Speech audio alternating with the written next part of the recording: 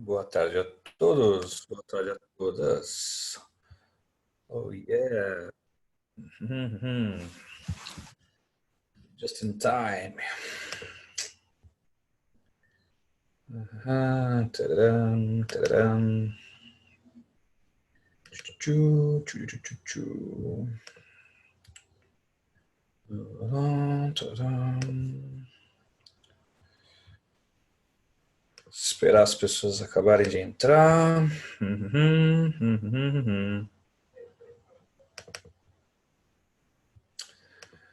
É, muito bom, muito bom. Aê.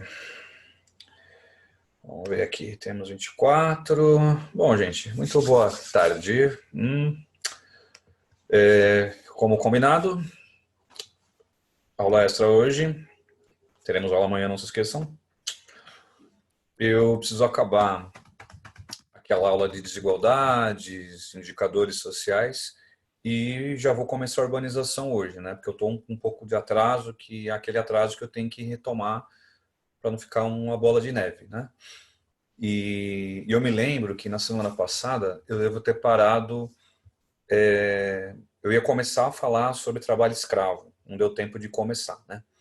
Até comentar, isso aqui é melhor eu falar na semana que vem, que não vai dar tempo, pariri, piriri. E então, assim, gente, na verdade, eu vou dar uma mudada no teor da aula, porque esse tema do trabalho escravo aparece muito, e eu acho que o lugar certo para explicar é na aula de desigualdades sociais, porque é um tipo de desigualdade, ocorre em várias partes do mundo, e também porque é um tema que cai muito nas provas. Assim, dentro de subtemas de indicadores sociais, esse tema do trabalho escravo, análogo à escravidão, ele aparece muitas vezes, né? Então, acho que é o lugar para eu falar dele, né? De qualquer maneira, a gente vai destacar isso em outros momentos, mas que hoje a gente pode falar diretamente sobre ele. E assim, eu compartilhei com vocês o slide, vocês podem perceber que, pelo slide, dá uma olhadinha, você consegue perceber que no mundo há uma grande quantidade de trabalho, né? Ele chama aqui, está em inglês, é um relatório anual que é publicado, ele chama de escravidão moderna. Isso está em inglês, gente. Em língua portuguesa, vou colocar no chat aqui. Escreva trabalho análogo à escravidão. Porque é aquilo, gente. Quando você usar o termo escravidão, você vai, evidentemente, remeter uma coisa histórica, né? Seres humanos serem escravizados. Agora, se a pessoa recebe um salário muito baixo e trabalha em condições assim muito ruins, não é esse escravo que analisamos ao longo da história da humanidade. É um outro tipo de escravo. Por isso que em inglês está a escravidão moderna, porque não é um chicote nas costas do cara, entendeu? Ele tem um salário às vezes, um salário muito baixo, trabalha horas a fio. Então, em língua portuguesa, análogo à escravidão, parecido com a escravidão, né? E é notável, né? Olha o mapa. É mais comum você observar isso na África e na Ásia. E perceba que alguém vai dar risada, Júlio, esse mapa está mentindo. Como é que é a China? Ó, tô com a setinha na China aqui. A China não está entre os que mais tem trabalho escravo. Putz, é uma ditadura. Os dados podem ser, ao mesmo tempo, subapresentados, na verdade. Outra coisa, realmente, a China não está branca. Tá? Ela está mais ou menos aqui, ó, no mediana, né, no sentido do trabalho que lembra a escravidão. Então, evidentemente que aqui chamam muita atenção, a China não está entre os mais destacados. Por exemplo, ó, bem pequenininho aqui, ó, do lado da China, Coreia do Norte está, né? Você tem vários do Sudeste Asiático aqui, ó, inclusive Tailândia está aparecendo aqui, Vietnã, quer dizer, países que a gente nem aponta tanto, mas que também tem mão de obra muito barata. Quer dizer, desconfie desses dados. O Brasil, por exemplo, está branquinho aqui. Então, comparando com os outros, o Brasil está baixo. Mas existe sim escravidão moderna no nosso país. E aqui, olha, na sua direita, né, mais embaixo, curioso aqui, viu, gente? Atenção nesses dados importantes. Eu coloquei porque eu acho que para vocês tem uma informação valiosa aí. 71% mulheres. né? Esse dado é importante demais para vocês, até para você ter nas suas redações, quando algum tema for ligado a gênero, a mulher, a movimentos sociais, essa informação ela pode te ajudar, né? Porque para mim chamou muita atenção a grande maioria daqueles que sofrem algum tipo de trabalho escravo são mulheres. É uma média mundial, gente. É bom fazer um comentário. As mulheres são oprimidas em diferentes sociedades e há muito tempo. E fica evidente, né? Mulheres ganham menos do que homens, mulheres têm condições de trabalho, assédio sexual, assédio moral, e ainda assim também são os que mais sofrem com trabalho que é análogo à escravidão. Supostamente, alguém pode perguntar porque a mulher ela não se defende. A mulher é oprimida em vários aspectos e há muito tempo. Não importa o continente, né? E isso fica nítido nesse tipo de condição de trabalho. Ainda mais se você pensar em manufaturas, trabalhos manuais. Em geral, várias culturas delegam isso às mulheres. Aí você pega na Índia ou no sudeste da Ásia, quem costura uma roupa, em geral é mulher. Não que homens não o façam, né? Mas, em geral, é a mulher que vai fazer esse tipo de trabalho. Já escutaremos a sua linda voz. Que mais, que mais, que mais? Ainda aqui aparece 24 milhões desses 40 milhões elencados, trabalhos forçados, e 15,4 casamentos forçados. Então, isso você pode adicionar no seu repertório, né? Sobre até o papel da mulher, o quanto a mulher é explorada em diferentes aspectos. E aqui eu coloquei para vocês exemplos pontuais, que eu acho importante que vocês façam também um comentário. Países com mais percentual de escravos está entre aspas, porque a escravidão moderna, né? E vejam bem, a Coreia do Norte aparece entre os primeiros, lembrando que a Coreia do Norte é uma ditadura, um país fechado.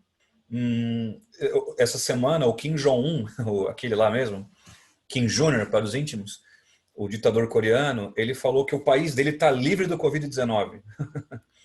E óbvio que isso é uma informação que não dá para acreditar, né? A ONU mesmo vai manter as sanções contra o país, enfim, não mudou esse tipo de relação com a ONU. Mas lá há campos de trabalho forçado em diferentes escalas, né? E 4,4% da população na Coreia do Norte é escravizada.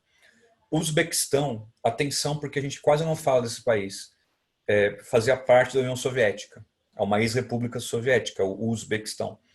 E chama atenção porque é um país que a gente não trabalha sobre ele. Em geografia geral, óbvio que é o lugar correto, mas geografia do Brasil, história, a gente não fala do Uzbequistão. Quando muito, a ex-União Soviética. Mas também chama atenção aqui uma grande quantidade de pessoas em escravidão. Camboja, ficou ao lado do Vietnã, vem bem aqui para trás. A Índia, meus amigos, tem uma população muito grande, né? É mais de 1,3 bilhão de habitantes. E 1,4% sofre esse tipo de trabalho escravo, né? E esse último exemplo dá uma grifada, o Catar. O Catar vai sediar a próxima Copa do Mundo. E uma das coisas que a FIFA acusa o Catar é que é um país que tem censura, não se esqueçam disso. Homossexualidade no Catar é pena de morte. Veja bem, não é que a pessoa, não, é pena de morte. Homossexuais assumidos no Catar são mortos, presos e mortos. É pesado. E ao mesmo tempo, as obras da Copa do Mundo do Catar estão bem adiantadas. Mas em quais condições de trabalho? Imagina você, na construção civil, construir um estádio com 60 graus de temperatura. Deserto. Então, muitos morrem desidratados trabalhando nas obras da Copa do Catar. A FIFA ela apontou no final do ano passado alguns comentários que o Catar tinha que dar uma explicação sobre isso, sobre a censura, como é que vão receber turistas durante a Copa do Mundo 2022. Tem 2 anos para a Copa, né, gente, mais aproximadamente. E chama atenção que o Catar tem 1,4% da população aqui como mão de obra análoga à escravidão. E eu entendo que pode ser muito mais do que isso, porque os números não são oficiais do governo do Catar, né? São números estimados e talvez seja até mais pessoas do que está aí. Então é bom para o teu repertório, né? Porque você fala tanto em China, trabalho escravo na China e tal. você tem um repertório diferente aí para colocar. Muito bem. Eu lembro que agora há pouco, eu vi uma mão levantada.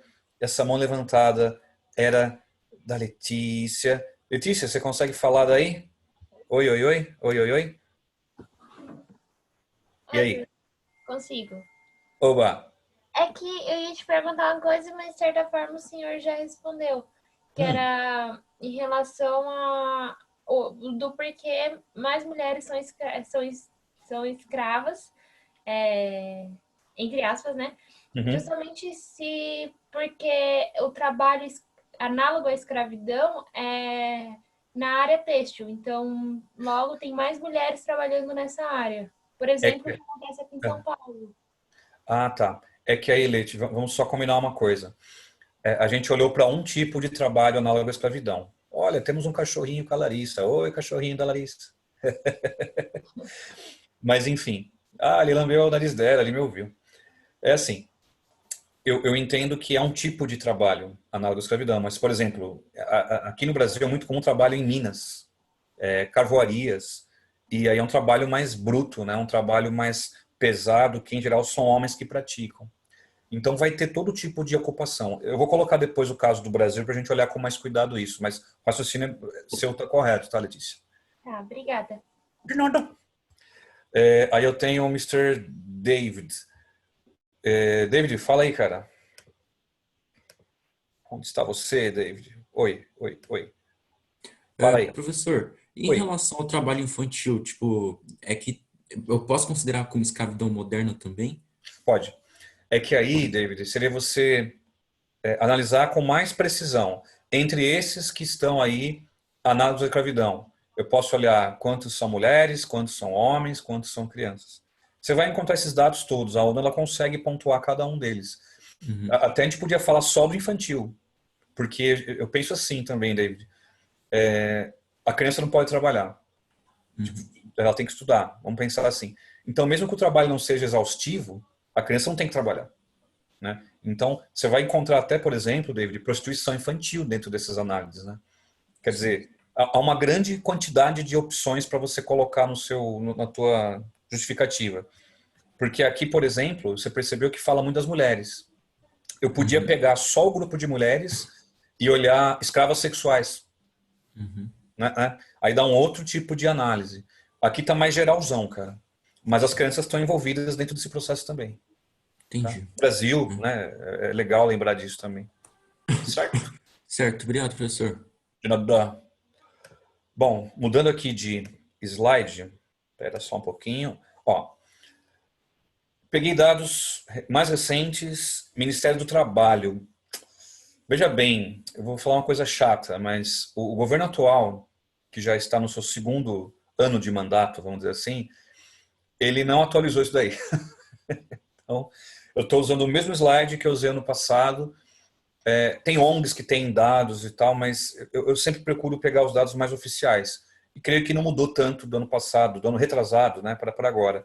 Mas olha a Letícia, como o caso do Brasil é diferente. Raio-X de quem é o escravizado no Brasil. 95% são homens.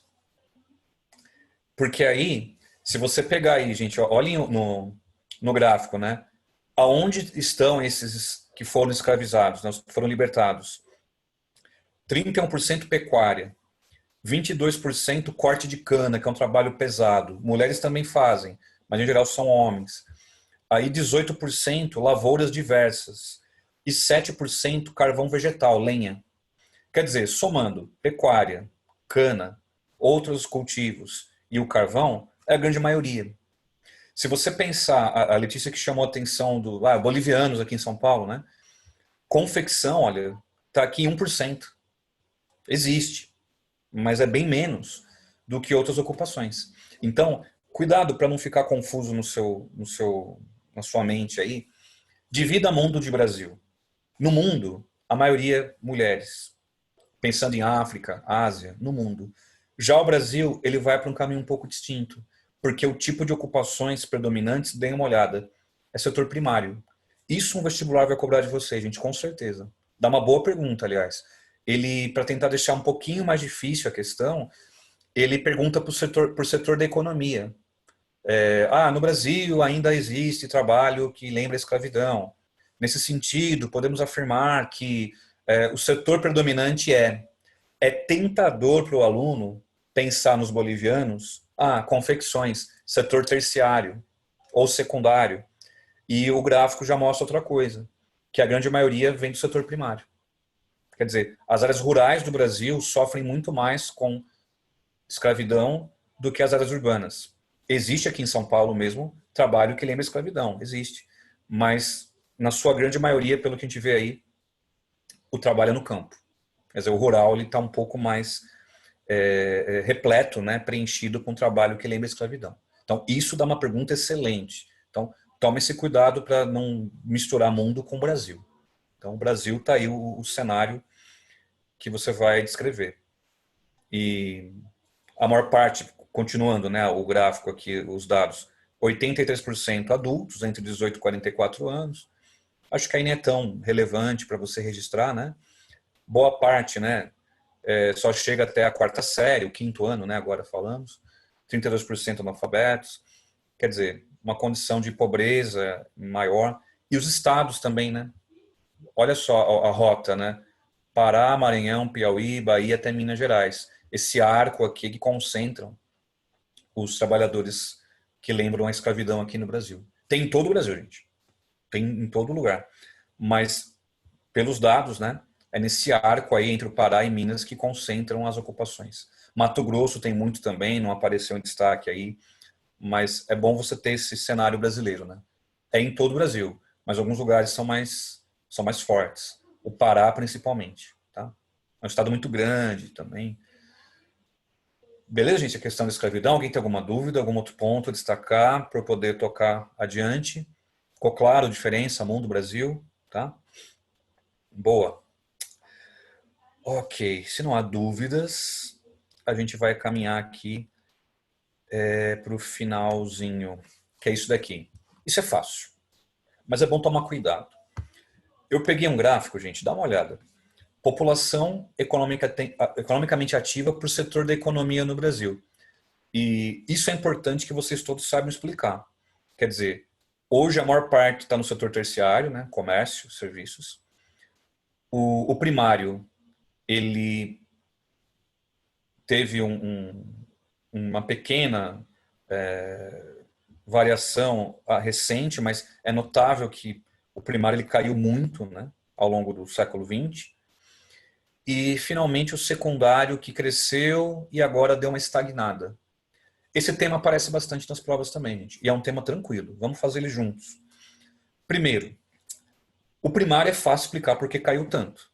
O Brasil se urbanizou, o campo foi mecanizado. Então, acho que falar do primário é bem simples. Vá bem no que é o objetivo. Por que a população que trabalha no primário caiu tanto? O Brasil se urbanizou. Lembrando, o Brasil hoje é mais ou menos 88% urbano, é maior do que a média europeia. A população urbana no Brasil é 88%. Então, o país se urbanizou. E o campo, as máquinas, né, povoaram o campo. Então, o setor primário ele despencou em quantidade de pessoas ocupadas. Opa, peraí que caiu aqui, vamos voltar. Opa, tá aqui. Vou voltar no slide que eu estava, pronto, voltei. Enfim, setor primário, repetindo, uma queda livre aqui do primário, seja pela urbanização, seja pela mecanização do campo. O secundário começou a crescer, anos 40, industrialização, urbanização. Essa data é chave para vocês, olha, coloquem para mim, década de 80. O secundário começou a ter uma queda. O motivo dessa queda do secundário, automação. As fábricas mais robotizadas, mecanizadas, né? E em a tendência, menos empregos nas indústrias. Então, se você tiver que colocar uma pequena linha do tempo no seu caderno, é bom colocar. Você vai dizer, olha, anos 80, deu uma queda aqui, olha, tá vendo? Uma pequena queda no setor secundário. O motivo, robotização, automação, escolha o sinônimo aí que você achar mais adequado, mas quanto mais robotizado, menos mão de obra. Então, é por aí que você vai explicar, né? E agora tem outro ponto que você vai destacar hoje em dia. Hoje em dia, além da robotização, a indústria do Brasil ela encolheu, né?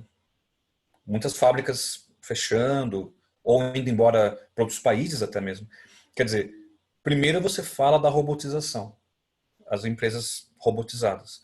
Depois, pensando atualmente, fale um pouco da desindustrialização do Brasil. Eu acho que aí vou até colocar no chat, é uma palavra meio esquisita, tá? Fez pururum aqui. Desindustrialização. Deixa eu ver se eu escrevi direitinho. Pronto, para ninguém anotar errado. Desindustrialização. Quer dizer, a tendência é a pessoa se ocupar no setor terciário, gente. Ela perde emprego, ela vai trabalhar no terciário. Aí você fala, pô, que legal. Mais ou menos. Perceba que mais ou menos aqui, olha, 60% do povo do Brasil trabalha no terciário, comércio e serviços. Só que a maioria é informal.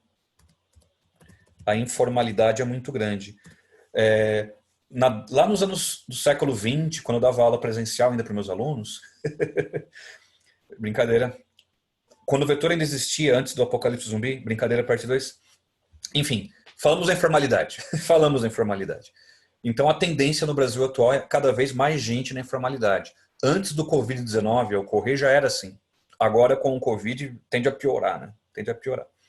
Mas tem muito brasileiro na informalidade.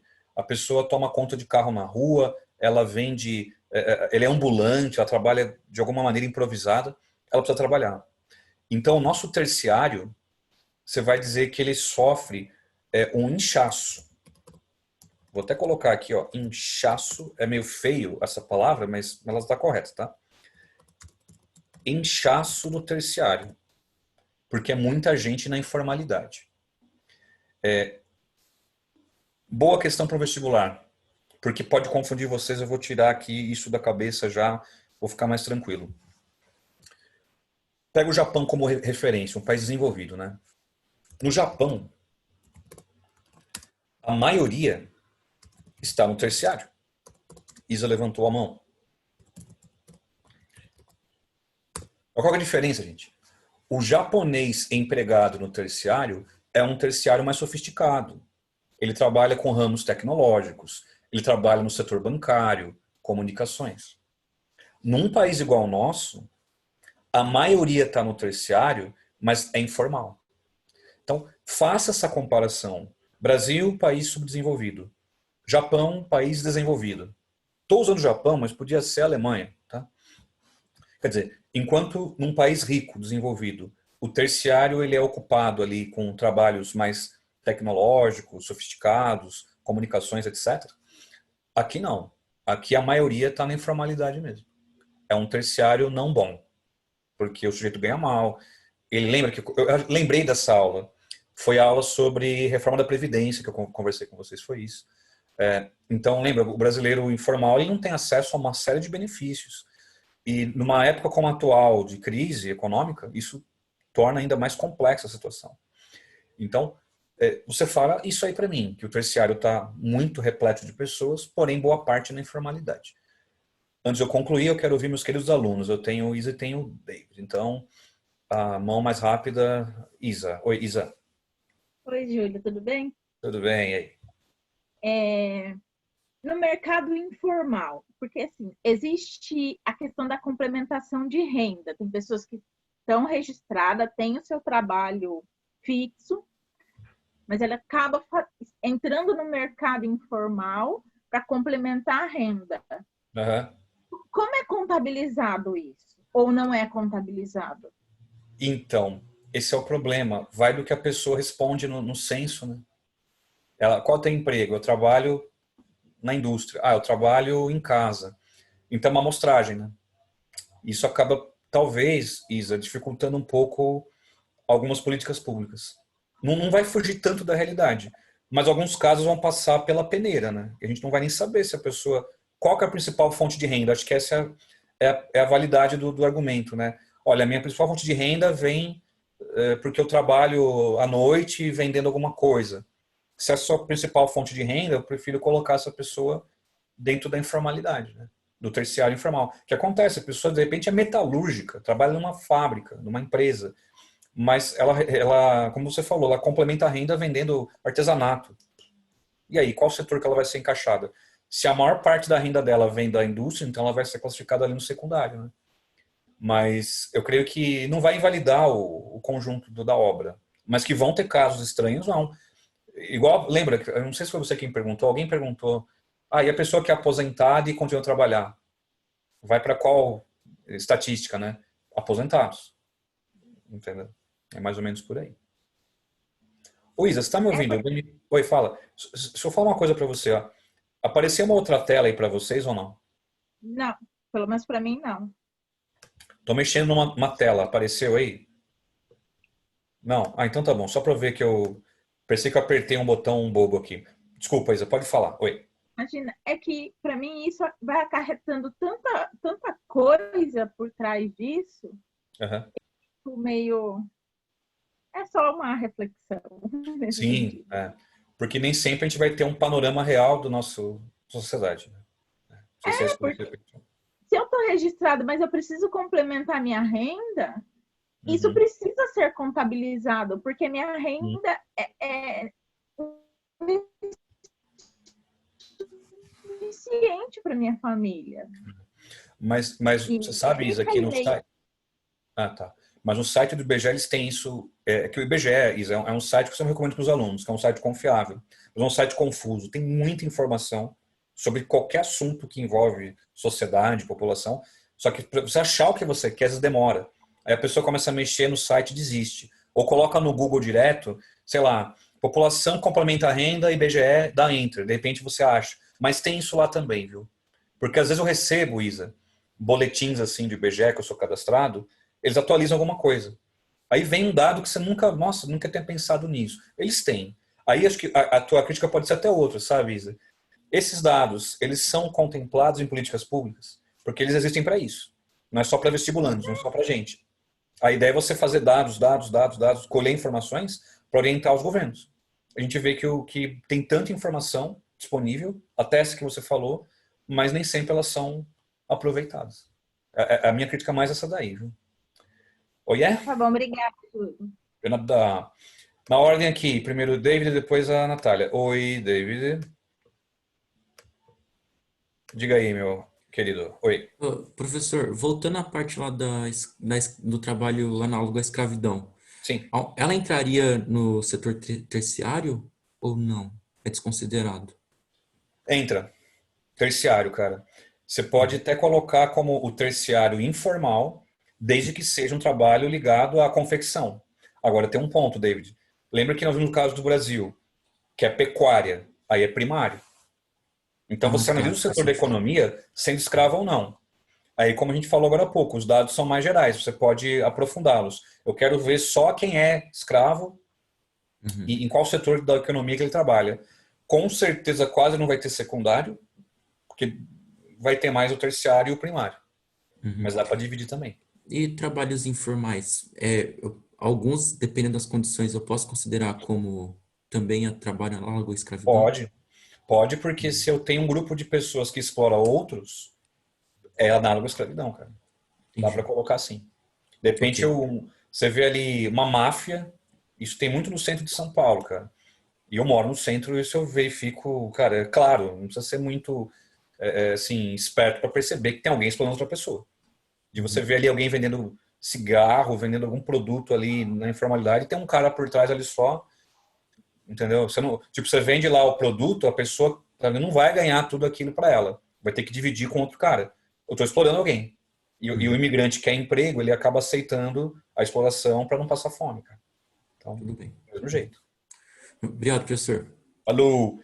E agora, Natália. Oi, Natália. Oi, Natália. Oi, Natália. Oi. Oi, Júlio. Oi. Deixa eu te perguntar, você pode repetir o que você tinha falado de 1980 de novo, por favor? Sim. Você vai dizer que a partir dos anos 80 começou a ocorrer uma grande robotização. Se você achar essa palavra muito... mas espera aí, nem sempre são robôs. Automação.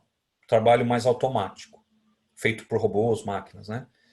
E tem um nome para isso, viu, Natália? É o desemprego, vou colocar aqui no chat, desemprego estrutural. Deixa eu colocar estrutural. Quando você perde o seu emprego em razão de uma nova tecnologia.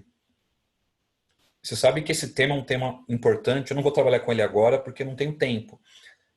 Vou falar dele ao longo do ano, em Geografia Geral vocês vão trabalhá-lo também, mas esse tema está muito em alta, uberização, precarização do trabalho, tema de redação, a GV perguntou sobre uberização na redação da GV no ano passado, né?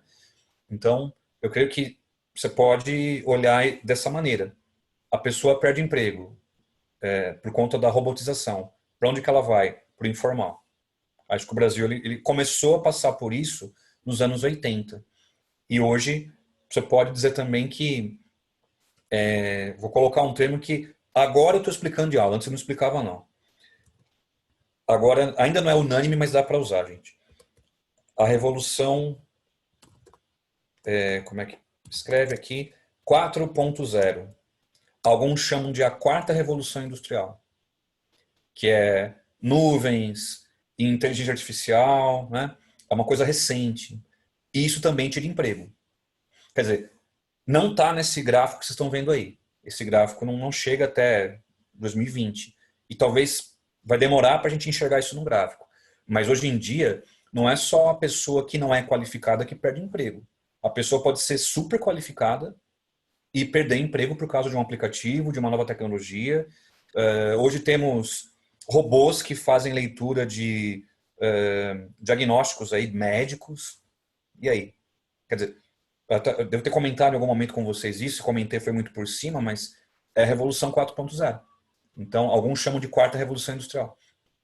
Então, hoje em dia, isso também tira empregos. E está mandando muita gente para a informalidade.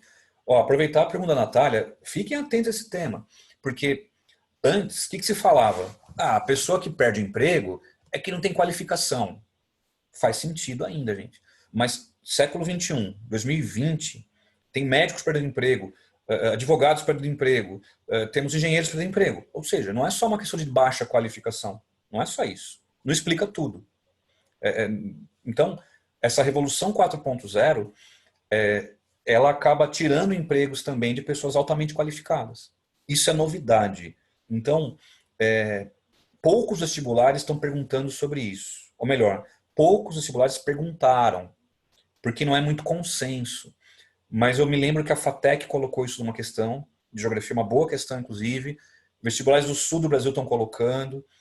Então, esse preconceito contra a quarta revolução industrial está acabando entre as ciências humanas, dentro das ciências humanas. Então, vocês podem usar num texto de vocês esse termo com certeza, desde que você o explique. O que é a quarta revolução industrial? É uma nova etapa que está começando agora, de novas tecnologias, como inteligência artificial, como, por exemplo, nuvens, né? Ou ainda carros autônomos, tudo isso. São coisas novas, que estão ainda no início. Nem todo carro é autônomo. Né? A maior parte não é autônomo, mas existem carros autônomos. Quer dizer, estamos começando um processo novo chamado de quarta revolução industrial. E isso tem tirado mais empregos, inclusive de pessoas com boa qualificação. Muito bem. Aí o Felipe levantou a mão e quer perguntar também. Oi, Felipe. Espera aí. Tenta desmutar. Aí, muito bom. Oi, professor. E aí? Júlio, beleza? Você pode repetir, por favor, aquela reflexão que você fez sobre, tipo, o Brasil ser um país agrícola e a maioria da população que tem o trabalho análogo à escravidão é homem e o mundo é sexo feminino? Em relação ao mundo, deu para notar que 70% da mão de obra que lembra a escravidão é mulheres. Até pelo tipo de ocupação, talvez, trabalhos mais ligados a confecções. Já no caso do Brasil, a média aponta 95% homens. É bem diferente da média mundial. Porque são trabalhos mais ligados à agricultura, vimos ali colheita de cana, pecuária, lavouras diversas. Trabalho mais pesado, de sol a sol, que no caso, homens praticam. Quer dizer, você pode até refletir que, mas não tem mulher? Tem. Às vezes a mulher também é dominada, só que numa ocupação menos pesada. O que está aparecendo mais são os trabalhos braçais feitos por homens. Então, a média do Brasil está um pouquinho diferente da média mundial. É isso que eu coloquei. Agora, não precisa dizer que o Brasil é um país agrário. Nem precisa colocar dessa forma, porque a maioria não está no setor primário, né?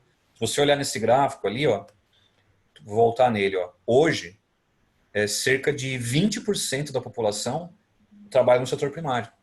É a Mas minoria. a economia eu posso falar que é agrária. Isso, se eu te perguntasse assim, a exportação do Brasil, soja, carne, algodão, aí é o primário. Para a balança comercial brasileira, o primário é fundamental. Agora, se a pergunta for aonde a população está empregada, aí você vai falar que é o terciário. E a parte têxtil entra indústria ou no setor terciário? Indústria é o secundário. Perceba que o secundário ele está quase igualando com o primário. Aquela Sim, ideia mas da... tipo, o trabalho têxtil é indústria ou entra no setor terciário? Então, cara, olha que delicado isso. Se você pensar, por exemplo, numa indústria têxtil, numa indústria de verdade, cai no secundário, porque eu estou transformando uma matéria-prima, né? Eu estou pegando lá a matéria-prima em grande quantidade e fabricando roupas, né? Agora, se a gente pensar numa confecção, aquelas com os bolivianos aqui em São Paulo, que é quase que do tamanho do seu quarto aí, máquinas de costura e pessoas costurando. Aonde colocar? Você me fez uma boa pergunta, cara. Se eu fabrico um produto, é secundário. Se eu vendo, é terciário. Então, a confecção do produto em si, eu posso colocar no secundário. Agora, se ele for vendido num semáforo e tal, ainda de um jeito como o David perguntou para mim, com alguém forçando a fazer isso, vai ser um trabalho análogo à escravidão, mas aí sim vai ser terciário. Acho que eu falei muito rápido, obrigado, Felipe, e acabou misturando as coisas. Então, se eu confecciono alguma coisa, é secundário. Ou com máquina, ou com as minhas próprias mãos. Você vai pôr no Beleza. secundário. Tá bom. Obrigado. Obrigado pela pergunta, Felipe. Consertou um negócio aí. Olha, galera, primeira vez na história que eu vou explicar isso daqui. Coloquei no chat porque é confuso. Há uma hipótese de colocar mais dois setores da economia. O setor quaternário e o setor quinário. Olha o nome. Olha o nome. Ai, ai, ai. Vou explicar melhor. A dona Unesp, há 2 anos atrás, colocou isso numa prova e me surpreendeu. 2017. A Unesp colocou uma pergunta. Um cachorrinho da Isa. Oi, cachorrinho. A Unesp colocou uma pergunta sobre setor quaternário. E teve aluno que falou, nunca ouvi falar nisso. E a Unesp pegou pesado, porque não é consenso. Tanto que eu coloquei no chat. Isso é uma hipótese. Nem todos os autores concordam. Nem todos os autores concordam. Recomendo que numa redação você não utilize isso. Que tem gente da minha área, inclusive, que nunca ouviu falar. Vai que o cara com isso a redação, nossa, esse aluno está inventando uma palavra que eu nunca vi na minha vida. E acaba te colocando ali tira um pouco da sua pontuação. Então, eu só estou colocando isso caso apareça em múltipla escolha. Veja bem, faz poucos anos, não tem nem 10 anos, que esse nome surgiu nas ciências humanas. O que é o quaternário? Seria alta tecnologia. Então, imagina que quem trabalha na Google seria o setor quaternário. Um exemplo, que é mundo virtual, nuvens, enfim. Então, as tecnologias ligadas à inteligência artificial, setor quaternário. Quer dizer, é uma hipótese que me chamou a atenção a Unesp colocar uma questão cuja única resposta possível era isso. Achei que a Unesp até pisou na bola quando colocou essa questão, mas enfim, coisas de vestibular. Então, é para ampliar tuas anotações, para você ter... eu sei o que é isso. Se aparecer alguma questão, você sabe responder. E, junto com o quaternário, criaram também setor quinário. Putz. Setor quinário é quando essas tecnologias todas elas são aplicadas sem a ideia de lucro. Por exemplo, alguém descobre uma nova tecnologia que vai curar uma doença muito rara e aplica na saúde pública. Eu não quero ter lucro, eu quero curar uma doença. Seria um setor quinário. Então, é aproveitar descobertas científicas na saúde pública, por exemplo, na educação, sem ter como objetivo gerar lucro. Então, são dois conceitos, na minha opinião, ainda novatos, que não têm ainda um consentimento total das ciências humanas, mas que a Unesp perguntou, e a Unesp é um vestibular de referência para nós, sempre. Então, se eles perguntaram, outros podem perguntar também. Mas, repito, não coloca isso nos seus textos. Eu acho muito confuso e ainda também não é algo consentido, né? Aí a Sara fez uma boa pergunta pelo chat, se a ideia de achar uma vacina para o Covid entra no quinário? Sim. Com uma condição, Sara, com uma condição. Aí é complicado também, né? Se uma indústria farmacêutica descobre isso e vende a patente, aí a ideia é lucro. Aí fica no quaternário, né? Agora, se um governo de um país descobre e compartilha essa descoberta, aí sim pode ser o quinário. Perceba porque é confuso o conceito? Como é que em pleno século XXI a gente vai falar que alguém não quer o lucro? Ah, vou fazer uma coisa porque... Quer dizer, por isso que eu penso assim, é a aplicação da descoberta, eu apliquei algo que foi descoberto, sem querer ganhar dinheiro com isso. Por isso que eu pensei em saúde pública, porque eu quero o bem do meu cidadão, eu não quero ganhar dinheiro com o meu cidadão. Tem a arrecadação de impostos, eu sei e tal, mas a ideia é curar. Então, por isso que esses dois conceitos, eles, na minha opinião, pessoal, eles têm algumas falhas. Tem algumas falhas. Você vai sempre achar pô, Júlio, isso aqui não se encaixa, isso aqui é um meio termo. Até a pergunta do Covid acaba caindo nisso. Então, saiba que existe, deixa aí no seu repertóriozinho, mas para quando cair uma questão de múltipla escolha, pô, o quaternário é isso, sei o que é. O quinário, inclusive, eu acho muito difícil de aparecer. O quinário é consequência do quaternário. Agora, falar em setor quaternário é mais provável que apareça alguma prova assim. Agora, sobre se a ideia da pandemia querem achar algo por conta da economia, aí já cai na especulação. Eu prefiro não ir para esse caminho, porque alguns querem a saúde humana por ela mesma, como alguns vão querer a saúde humana para que a economia volte a funcionar. Aí eu não posso entrar na mente do sujeito que pensa e saber, né, o que ele está pensando. Bom, eu me lembro que algumas pessoas ergueram as mãozinhas. A primeira delas foi a Cacá. Cacá, oi Cacá, pode falar. Oi, boa tarde. Então, Oi. em questão a nova era que está tendo agora sobre os YouTubers e influenciadores digitais, poderia entrar no quaternário? Olha, ótima pergunta. Olha como o conceito ele tem uma falha, e a Cacá acabou de deixar uma falha. Pela ideia do quaternário, você tem uma alta tecnologia. Por isso que eu comentei, o laboratório da Google é quaternário. Os caras criam plataformas, criam softwares. Eu aproveitar e usá-los no meu trabalho não é quaternário. Esse sujeito que é o youtuber, ele usa uma plataforma digital, no caso o YouTube, para divulgar o que ele faz. Pode ser músico, pode ser um influenciador, ele pode ser alguém ligado à culinária. Então ele só usa o recurso como uma plataforma para expor o que ele trabalha, né? Agora, o cara que desenvolveu o YouTube, aí sim você coloca no quaternário.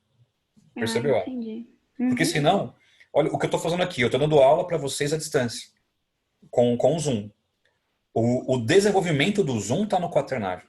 Agora, eu usar o Zoom, não é por isso que eu, Júlio, agora estou no quaternário. Eu estou na educação. Educação é terciário. Tá? Ok. Obrigada. De nada. Oh, yeah. Eu não lembro, eu não sei. O David levantou a mão, mas alguém levantou a mão antes. Hoje eu estou trabalhando, eu estou fazendo uma experiência hoje. Ao invés de trabalhar com duas telas, né, com o meu notebook e com a minha TV, estou só com o Note. Eu vou voltar a fazer as duas coisas, viu? É uma tela muito pequena para tanta informação. Oi, David, pode falar. Professor, e quem vive somente de capital especulativo? Por exemplo, comprando ações, negócio, aonde entraria nesse setor? Terciário. Comunicações e finanças é terciário. Qualquer tipo de... Seja o cara que trabalha num banco normal, o banco que a gente conhece mais tradicional, ou seja aquele sujeito que trabalha, como você falou, com especulação. Falou em finanças é terciário. Mas e em relação, por exemplo, uma pessoa que apenas investe, tipo, sem ter vínculo com alguma empresa, no caso, ela é considerada informal? Sim. Ah, tá. Você pode pegar seu dinheiro, fazer cursos na Bovespa de como ler gráficos de bolsa de valores e começar a aplicar seu dinheiro. Uhum, É um rendimento que você tem extra, né? uhum. Ah, Júlio, mas é a minha principal fonte de renda. Legal. A tua maior fonte de renda vem da informalidade. Você não é registrado, né? Entendi. Beleza. Obrigado, professor. Ok, de nada. Aí, não quero ser injusto com ninguém, Isabela Lee. Oi, Isabela Lee, pode falar. Oi, Ju, boa tarde, tudo bem? Tudo bem? E aí?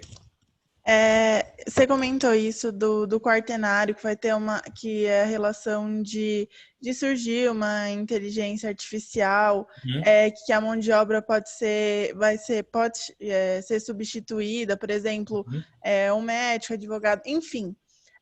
Com isso, pode surgir até mesmo um novo setor, ou daí ficaria no primário, secundário e terciário? Olha, eu acho que a tentativa de criar um novo já foi colocar o quaternário, né? Eu acho que por hora, se nem o quaternário está sendo muito bem aceito pelas ciências humanas, e não só ciências humanas, áreas diferentes, né? Quanto mais pensar em novos setores. É que a nossa visão de mundo ainda está muito pautada no século XX, né? Então, primário, secundário, terciário é século XX para mim, perfeitamente século XX. De repente perceberam, peraí, mas o mundo não é mais o do século XX, mudou muita coisa. Aonde colocar essas mudanças? Daí criaram o quaternário. Então, acho que a gente tem que esperar ainda mais um pouco para pensar numa nova classificação, nova tipologia. Eu acho que, por enquanto, essa já está dando um pouco de trabalho, porque não é realidade, né? Agora sim, Isa, eu estou aqui pensando alto, tá? Só para a gente encerrar essa parte da PEA aí. Imagina daqui a um mundo, daqui a uns 20, 30 anos, onde a maior parte trabalha à distância, remotamente. Aí sim vai ser necessário colocar uma nova forma de classificar. O home office, né, que a gente fala hoje em dia, e está na moda falar por conta da Covid, muita gente trabalhando em casa, assim como eu estou aqui trabalhando em casa. De repente surge uma nova tipologia para encaixar somente os que trabalham à distância. Eu vejo um futuro não bom. Vocês sabem que o futuro para mim é Skynet, gente. As máquinas vão dominar tudo, Skynet e na veia. O futuro Skynet, ninguém vai trabalhar mais pessoalmente, vai ser um trabalho à distância mesmo. Vamos ganhar menos, porque o teu patrão vai chegar assim, ó, meu irmão, você não vai ter que ir trabalhar, pegar transporte lotado, vai poder acordar mais tarde, eu vou te pagar menos. Mas olha que benefício enorme eu estou te dando, poder ficar na sua casa, olha que legal. Gente, o futuro do trabalho é esse. Eu espero estar bem velhinho quando pegar isso. Torço, até para não pegar, mas acho que eu vou pegar. Já está começando a acontecer, inclusive, né? Mas então, as tipologias de hoje em dia talvez não sirvam mais daqui a um tempo, né? Samuel, é bem por aí. A Isa quer falar de novo? A Isa Eu ali? quero. Oi, Isa ali. Você comentou isso de que a gente vai ter, né, uma mudança muito grande. Então, Uhum. em relação a isso, pode ser que a gente tenha até que se adaptar, né, a, a novos tipos de emprego. Muito se fala que a grande parte dos empregos ainda vão existir para a galera que nasceu no século XXI. Uhum. Então, acho que fica essa também o meu questionamento. Tipo assim, provavelmente vai surgir um setor exatamente para falar dessa parte mais específica do trabalho.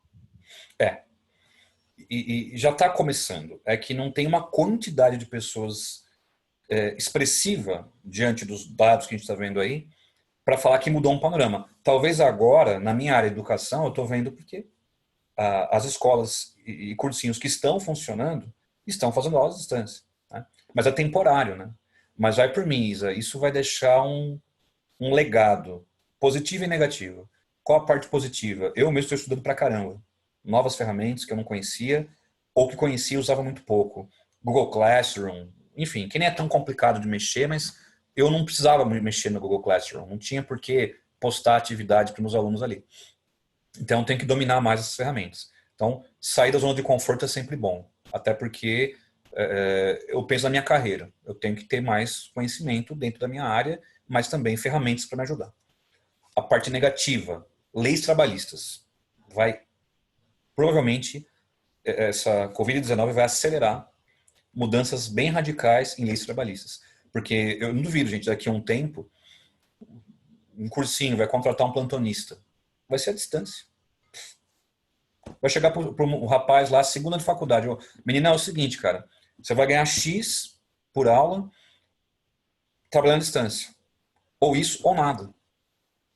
Quer dizer, tem um legado trabalhista bem complicado para a gente encarar. E eu não me surpreenderia daqui a uns anos as escolas particulares também vão fazer isso com seus professores. Porque querem aprovar o EAD parcial, né, para o ensino médio. Aí vai ter 40% das aulas à distância e 60% presenciais. Então, essa experiência da Covid vai talvez acelerar algumas mudanças. É assim que eu vejo o lado negativo da coisa. Amigos, eu preciso fechar essa aula. Foi bom o debate. Eu vou aqui parar com essa aula das questões sociais, piriri, piriri, e vou começar um tema que, esse tema é um tema muito, muito, muito importante, que é a urbanização, gente. E esse tema você tem que aprofundar. Urbanização não é um tema, assim, tem coisas tranquilas, né? Mas tem coisas aí que você vai ter que estar bem inspirado para saber responder. Então, deixa eu só abrir aqui o meu slide de urbanização, que sem querer eu acabei clicando para abrir e acabei fechando. Por isso que eu falo, eu quero minhas duas telas de volta. Uma tela só não dá. Uma tela só é muito pouco para mim. Quando você fala sozinho, você percebe que a quarentena está fazendo efeito, né? Tá. Aqui, share screen, urbanização. Pronto. Tá aí. Já mandei para o Rubão esses slides, mandei para ele ontem, né? E então seriam as aulas 7 e 8, né? Urbanização brasileira, conceito de urbanização, urbanização brasileira. Meus amigos, minha pesquisa anual sobre vestibulares, das questões urbanização cai muito em primeira e segundas fases, para quem tem segunda fase. Tem um tema de urbanização mais conceitual e tem um tema mais prático. O Brasil, em geral, é escolhido para isso. Então, a primeira parte que eu vou fazer aqui é a parte conceitual.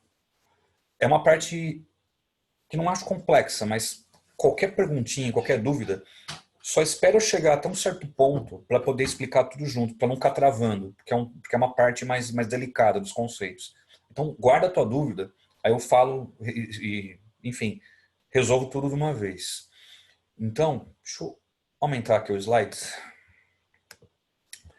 Primeira coisa, eu comecei ali, olha, com o conceito de urbano. Acho simples, mas é um bom ponto de partida. Quando você tiver que explicar o que é urbano, tenham atenção com uma coisa. A cidade, estou colocando no chat, tá? É o local do urbano. Então, nós aqui em São Paulo, uma cidade altamente urbanizada, quer dizer, a cidade é onde acontece o urbano. E o que é urbano?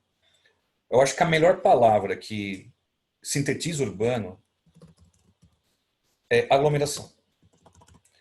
Usa essa palavra-chave nos seus textos. Porque aglomeração pode ser de pessoas, pode ser de automóveis, pode ser de infraestrutura, luz, asfalto, calçamento, enfim. Então, quando você tiver que explicar o que é urbano, explica a partir dessa palavrinha, aglomeração. Pessoas, casas, infraestrutura, problemas também, né? Tem o trânsito, tem a poluição, né? Então, é um bom ponto de partida. E sempre tome esse cuidado. Cidade não é a mesma coisa que urbano. É na cidade que o urbano vai acontecer. Porque tem cidade que é rural. E aí? Né? Nem toda cidade é totalmente urbanizada. Ou uma mesma cidade tem área urbana e área rural. Portanto, aglomeração. Acho que é um bom ponto de partida para explicar o que é urbano. E uma coisa que está muito em alta a discutir, individualismo. Aí eu vou entrar um pouco na sociologia e filosofia. Você tem muitos autores que discutem isso. Na geografia também, Milton Santos. Mas, por exemplo, Zygmunt Bauman, quando fala em sociedade líquida, amor líquido, tudo isso. O mundo cada vez mais repleto de pessoas que não conseguem se relacionar diretamente. E aí o individualismo é uma dessas razões. Então, o meio urbano, ele é muito individualista. Quer dizer, eu sei que é algo mais subjetivo, que você não pode medir exatamente, como você consegue medir a quantidade de automóveis e de casas, mas é bom colocar na tua explicação de urbano que o urbano também é marcado pelo individualismo. ou pelo excesso de individualismo, né? Isso se encaixa perfeitamente. E caso você explore esse tema na sociologia, aí tem uma seara de autores que pode te ajudar a discutir. Eu citei aqui o Bauman, mas eu vou guardar essas discussões para as aulas de sociologia ou até em língua portuguesa, literatura, redação, que também vão trabalhar com esses textos, com esses autores, né? Bom, sendo assim, eu coloquei 2 conceitos em seguida, a rede urbana e a hierarquia urbana. Cuidado para não misturar esses dois, porque é normal você olhar e acabar se confundindo. Eu coloquei uma definição minha. Coloque aí, by Júlio. Rede urbana. Organização dos centros urbanos de acordo com os meios de transporte e de comunicação. As trocas. Então, rede urbana é o seguinte, as trocas que envolvem comércio, que envolvem finanças, que envolvem migração, né, envolvem pessoas. Então, no caso, a rede urbana é sempre quando você analisa as relações entre as cidades e você percebe que algumas cidades têm relações mais intensas. Exemplo claro, São Paulo. Né? A gente tem uma grande concentração de serviços, de bancos, de empresas, de indústrias. Então, a rede urbana ela te aponta isso. Como as cidades se relacionam. Quais são as trocas que elas têm umas com as outras. Daqui a pouco eu coloco um mapa do Brasil com essa rede urbana mais desenhada para você entender na prática. Mas o conceito até que não é complicado. Eu usei essa palavrinha-chave, fluxos, as trocas. Pode ser troca de pessoas, troca de mercadorias, pode ser troca de qualquer item que você puder imaginar entre cidades. Então, redes mais complexas são cidades mais desenvolvidas. Tem mais serviços, mais empresas, mais pessoas. Tá? Tem cidade que pode ter menos pessoas, mas tem uma economia mais bem sofisticada. Né? Bom, já a hierarquia, que eu falei que dá para confundir, né? Hierarquia é como uma cidade influencia a outra. Hierarquia é uma ideia de ordem, né? Você ordena as cidades. A cidade mais importante para aquela que é menos importante. Então, eu até coloquei na minha definição, né? Influência econômica, acho que é mais fácil de você observar. Pode ser política. Pensa em Brasília, né? A capital do país, a influência política. E pode ser uma influência cultural. É uma influência que se espalha pela cultura dessa área. Então, a hierarquia, ela vai te dar uma ideia de metrópole.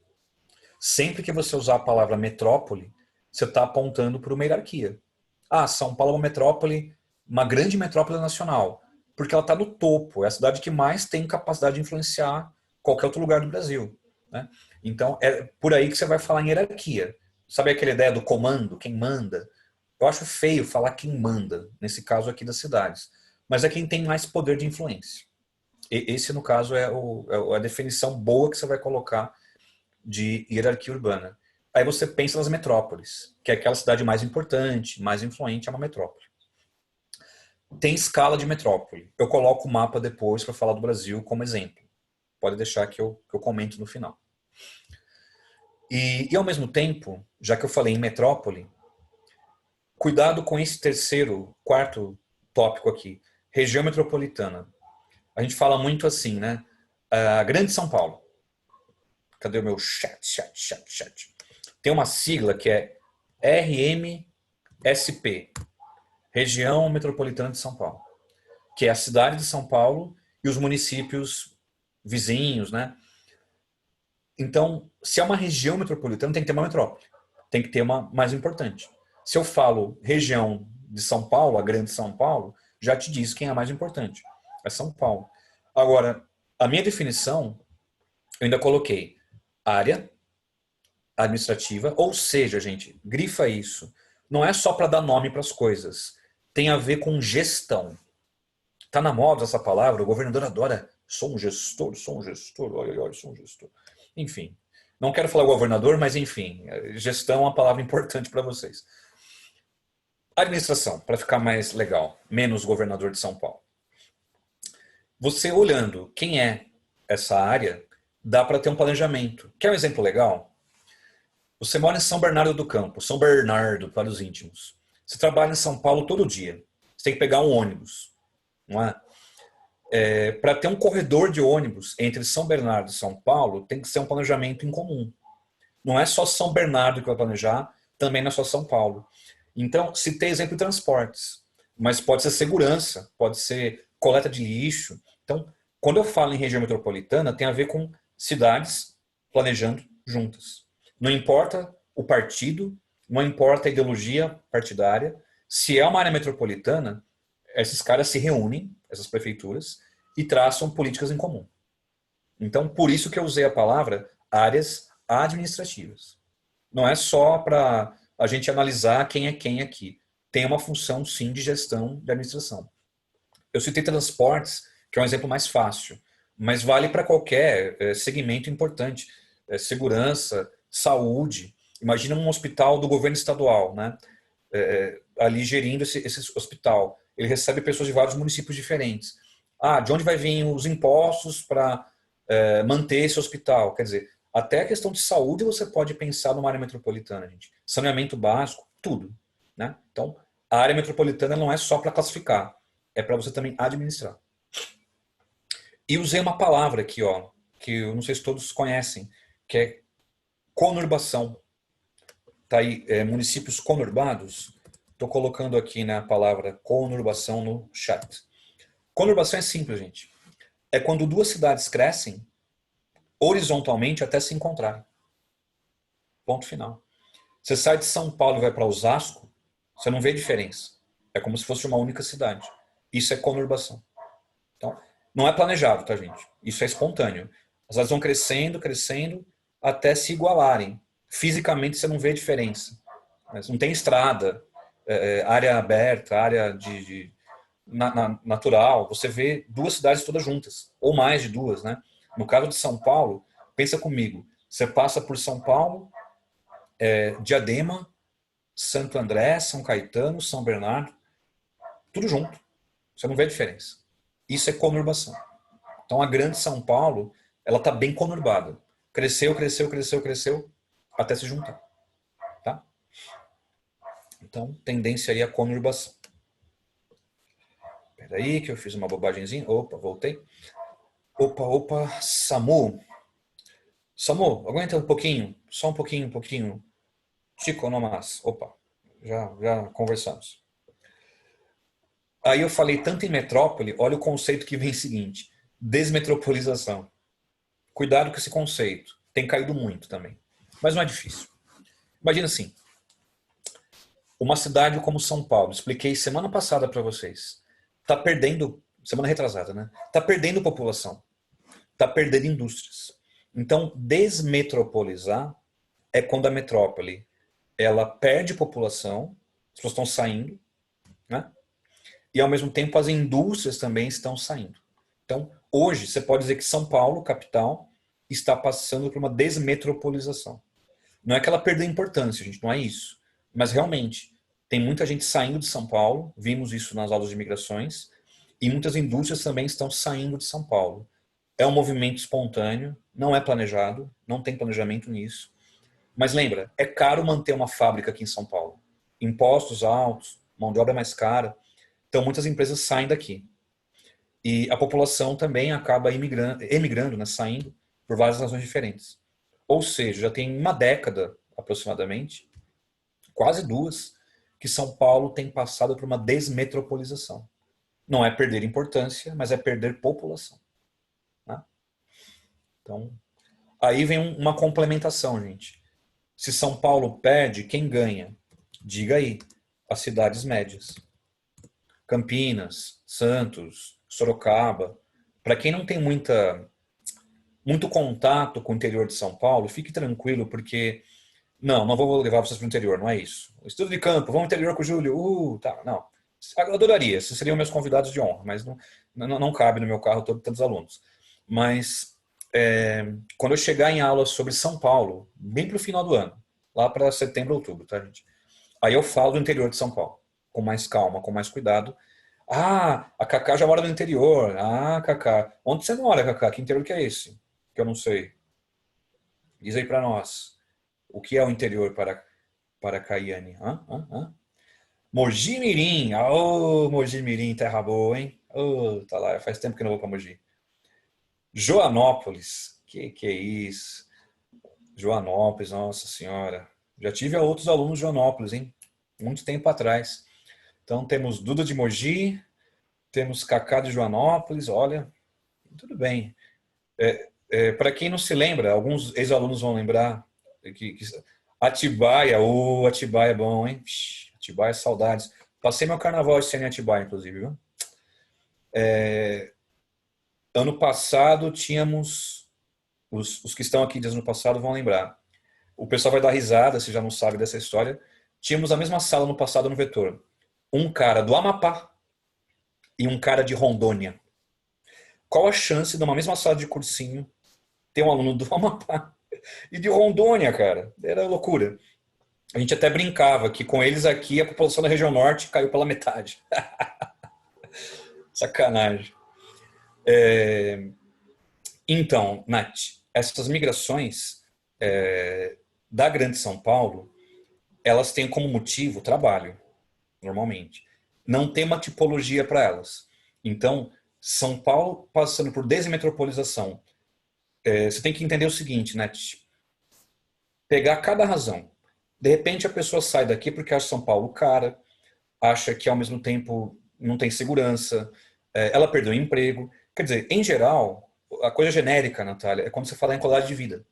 A pessoa sai daqui buscando uma melhor qualidade de vida, ou buscando um emprego, ou acompanhando o próprio trabalho que migrou para o interior.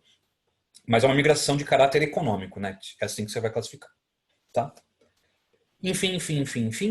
Eu tenho 3 conceitos simples, mas que caem bastante. Então, como eu sempre digo, não percam pontos com questões fáceis. Você não pode errar. Você não pode errar nada, mas falar assim é meio cruel. Mas as fáceis, nem pensar. Megalópole, gente.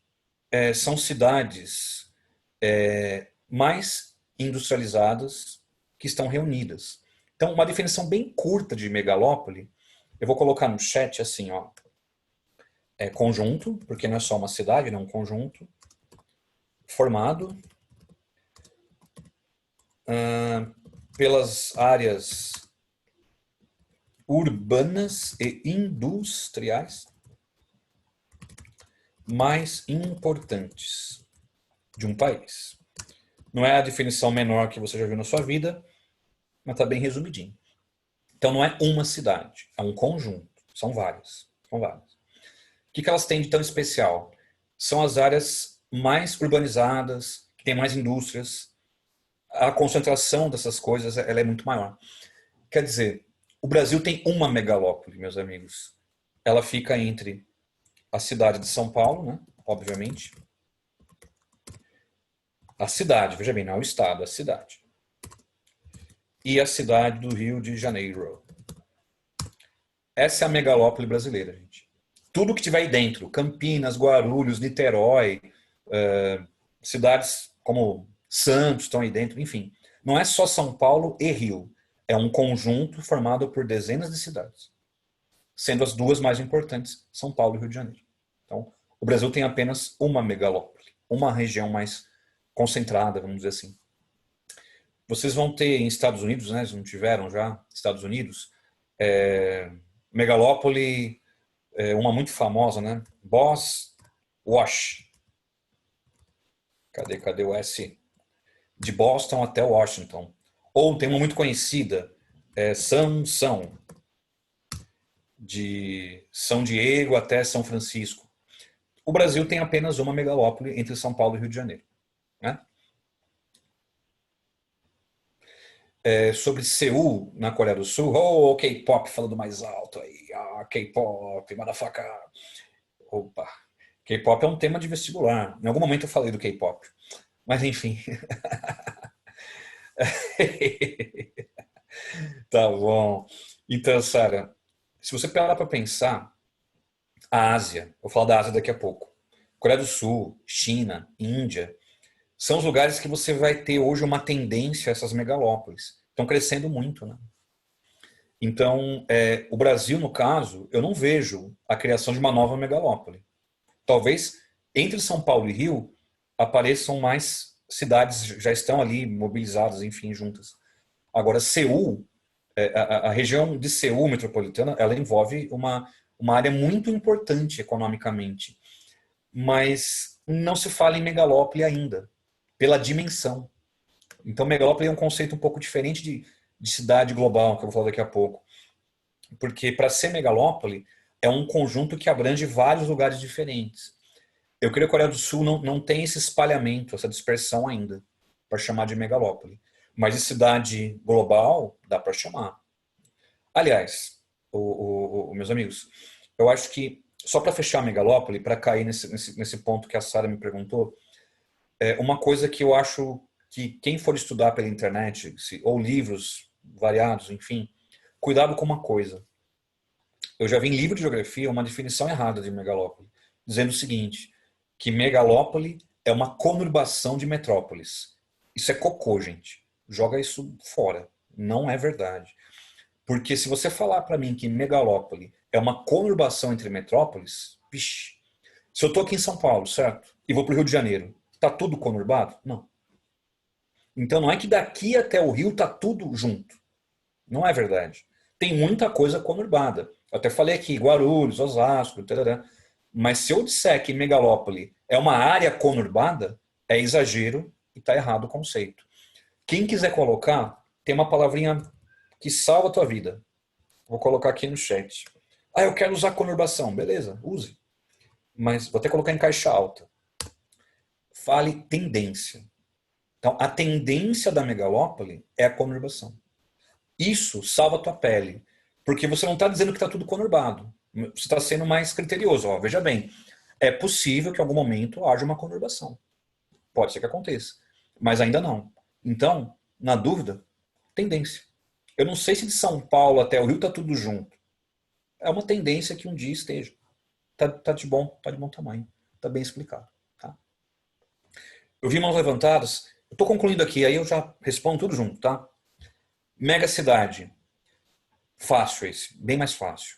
Cidades com pelo menos 10 milhões de habitantes. Beleza? Isso é uma mega cidade. Pelo menos 10 milhões. A ONU, ela faz uma coisa diferente, tá? Fique atento a tabelas e gráficos da ONU. O IBGE chama de megacidade cidades com pelo menos 10 milhões. A ONU chama de megacidade regiões metropolitanas com pelo menos 10 milhões. Aí muda um pouquinho, fique atento, tome cuidado. Por quê? São Paulo, nossa cidade aqui, tem 12 milhões de habitantes. Então, São Paulo é uma mega cidade. Tem 12 milhões. Tem mais que 10. Agora, se você pegar a grande São Paulo, dá quase 20 milhões. Bem mais. Né? Então, tem aluno que acaba assustando, porque, de acordo com a ONU, a maior megacidade do planeta é Tóquio, que tem seus quase 32 milhões. Agora veja, não é que Tóquio tem 32. A grande Tóquio, as cidades que estão juntas a Tóquio, a grande região de Tóquio, todas as cidadezinhas juntas tem 32 milhões. Senão o cara olha, como que uma cidade só tem tudo isso? Não imaginei que o Japão... Enfim, não é Tóquio. É a região metropolitana de Tóquio. Tá? Então, São Paulo, capital, tem 12 milhões, é mega cidade. Se você pegar a região metropolitana, vai dar aí já 20. Rio de Janeiro, a cidade do Rio, não é mega cidade. A cidade do Rio não chega a 10 milhões. Agora, se somar a grande Rio, dá 10 milhões. Isso pode aparecer como uma pegadinha para vocês. Então, leia o enunciado. Se falar que a cidade do Rio é mega cidade, falso. Se disser que a região metropolitana do Rio de Janeiro, formada pelo Rio, os municípios vizinhos, aí ok, a grande Rio de Janeiro é uma mega cidade. Então, essa parte que você tem que ficar com bastante atenção. E aí, a minha aluna fã de K-pop, que falou em Coreia, ela quis porque quis colocar a Coreia no rolê. Vamos colocar a Coreia no rolê. A tendência no mundo, gente.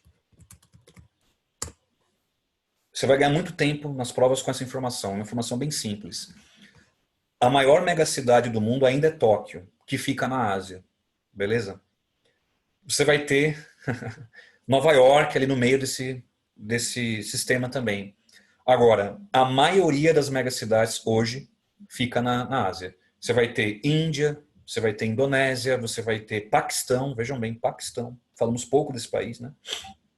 A China, nem se fale. Quer dizer, a tendência, você vai dizer aí, no mundo atual, é que as megacidades sejam cada vez mais na Ásia. E cada vez menos aonde, meus amigos?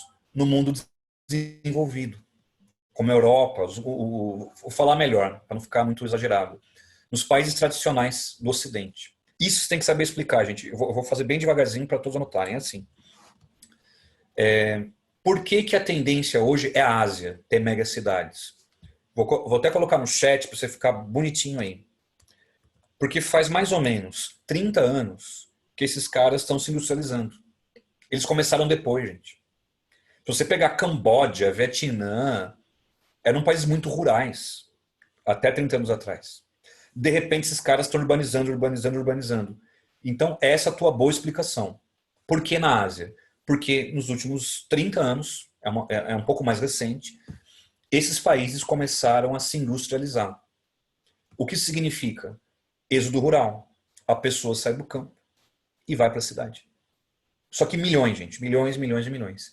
E estão crescendo cada vez mais. Se você pegar o que tem na sua casa, suas roupas, seus equipamentos, a grande maioria foi fabricado na Ásia. Quer dizer, é um centro de produção mundial. Então, os empregos estão lá. Os empregos industriais. Então, as pessoas vão morar nas cidades. Isso explica por que tantas megacidades na Ásia. Dá uma ótima pergunta isso. É legal que você saiba justificar com esse cuidado sobre a razão dessa mudança. Porque se você olhasse há 50 anos atrás, as megacidades, boa parte, era países desenvolvidos, tradicionais. Hoje, Tóquio é exceção. Tóquio é uma exceção, é um país desenvolvido, tradicional, Japão. Mas vai ter a China, vai ter a Índia, vai ter Paquistão, vai ter a Indonésia. Enfim, países que são emergentes. Quem quiser colocar assim também, países emergentes. Dá para explicar assim também. Ou Ásia, ou ainda os emergentes. E Europa? O que aconteceu com a Europa? Envelheceu. Quer dizer, as cidades europeias estão encolhendo, gente. Estão encolhendo. Ah, mas tem as migrações. Ainda assim. Não tem tanta gente migrando para a Europa ao ponto de aumentar essas megacidades. Pelo contrário, elas estão encolhendo. Essa é a explicação que você vai dar, o envelhecimento. Tá? Então, tomar uma água. Eu juro que é água. Oh, até deu um bug aqui. Ó. Água. E juro que não tem nada dentro dela, tá? O cara fica loucão dando aula, né? Bom, o que faltou? Cidades globais. Esse é o mais fácil. Cidades com poder de influência global. Não estou zoando com vocês. Essa é a definição. É a cidade que tem uma capacidade de influenciar mundialmente. Pode ser economia, pode ser cultura, não importa o tipo de influência. Se essa influência for global, cidade global. É claro, nem tudo é tão fácil quanto parece. Depende do nível. Nova York está no topo. É uma cidade muito influente. Paris, mesma coisa. Tóquio, que eu citei aqui, idem. São Paulo também é uma cidade global, mas está num patamar abaixo de Nova York, por exemplo. Rio de Janeiro também é uma cidade global, só que está ainda um pouco abaixo de São Paulo. Tá? Então, quando você chamar alguma cidade de global, não é que todas estão iguais. Depende. Tem desde Nova York, que está num nível absurdamente mais elevado, até o Rio de Janeiro, que é global pela questão cultural, né, gente? O Rio é global. Mas um nível abaixo de Nova York. Então, só para você ter um repertório também de exemplos. Milão, Paris, Tóquio, Londres, exemplos não faltam. O que muda é o tamanho dessa influência. Né? Onde eu consigo pensar numa questão inédita? O Covid-19 traz uma discussão, gente. Cidades cosmopolitas. Cidades que têm uma capacidade de absorver influências. Vou colocar aqui, no chat, tá? Cidade cosmopolita. Cosmopolita. Não é só ela influenciar as demais. Ela absorve bem outras influências. Aí alguém pode pensar, Que exemplo eu tenho? Nova York, claro. É a cidade mais cosmopolita do planeta. Além dela exercer influência, ela absorve muito bem a influência de outros lugares. Aonde é o epicentro da Covid? Estados Unidos, Nova York. Tá aí a tua explicação. Se ela é global e é cosmopolita, ela tem muitas relações com o restante do mundo. Agora, só por favor, não me entendam mal. O Trump, ele errou no seu planejamento em relação ao Covid-19. Os americanos demoraram para agir. Isso tornou o vírus algo assim muito fora do comum em Nova York também. Faltou cuidado, faltou preparo. Então vamos dividir aqui o tamanho do problema. Em tese, você vai dizer isso, uma cidade cosmopolita. Mas caso houvesse um bom planejamento, Nova York não precisaria estar fazendo o que está fazendo agora. Covas coletivas para colocar os mortos da Covid-19. É esse nível que chegou Nova York. Mesmo com o seu grau de desenvolvimento e tal. Então, estou tentando pensar, gente, numa questão um pouquinho diferente, né? Você pode usar esse termo quando for explicar Nova York. Ok, gente. Enquanto alguns anotam, alguns pensam, alguns refletem, alguns estão rezando, eu vou tirar as dúvidas das mãos levantadas. Isa, começar por você, Isali. Isali. É o primeiro nome que apareceu. Não estou conseguindo desmutar Isali. Você consegue? Isa. Oi. Oi. Você comentou que para metrópole não é legal usar o termo conurbação. Pode usar junção espacial ou também não? Então, eu pedi, Isa, para não usar esse termo em megalópole. Tipo, não usar ele sozinho. Eu pedi assim, use antes tendência. Porque a megalópole tem uma tendência à urbanização. Não quer dizer que para ser megalópole tem que estar tudo conurbado. Porque o que você falou, Isa, a junção é uma forma diferente de falar conurbação. Então, usa a palavra tendência. Que as megalópoles, isso vale para Boswash, isso vale para São Paulo e Rio, elas têm uma tendência à conurbação. Não é que está tudo conurbado já. Tudo bem? Beleza, obrigada. De nada. Aí não sei se é a ordem, mas eu estou olhando as mãozinhas aqui. Cacá, a garota importada do interior de São Paulo. Eu acho que tinha gente na minha frente. É que aparece de um jeito diferente aqui para mim. Fique tranquila. Tá bom, mas não é rapidinho, então. Por exemplo, eu posso relacionar que a tendência de ter megacidades, principalmente na Ásia, começou na década de 70 com os tigres asiáticos? Eu prefiro que não, Cacá. Porque os tigres, vamos pensar quem são os tigres. Taiwan, que é uma ilhazinha que não é um país independente. Hong Kong, que é uma cidade com 10 milhões de habitantes que pertence à China. Quer dizer, são dois lugares que eu não consigo olhar nessa dimensão. Aí os outros dois, que é Singapura, que é um micro país. Sobrou, cadê o K-pop? Sobrou a Coreia do Sul. Que dos 4 tigres seria o país mais envolvente, o país com mais industrialização, né? Então, não tem a dimensão necessária. Agora, a tua explicação, Cacá, ela é boa para uma coisa. Se eu mudasse a pergunta, colocasse assim... boa pergunta, você me fez pensar agora, Cacá. Esse padrão de industrialização, plataformas de exportação, montar para exportar. Começou com quem? Com os tigres. Aí veio China. Aí veio China, veio Índia, veio Vietnã, Camboja, veio um monte de galera junto. Mas a primeira experiência mundial, não é só Ásia, mundial, de plataforma de exportação foram os tigres asiáticos. Copiaram esse modelo, Cacá, desculpa, em outros lugares.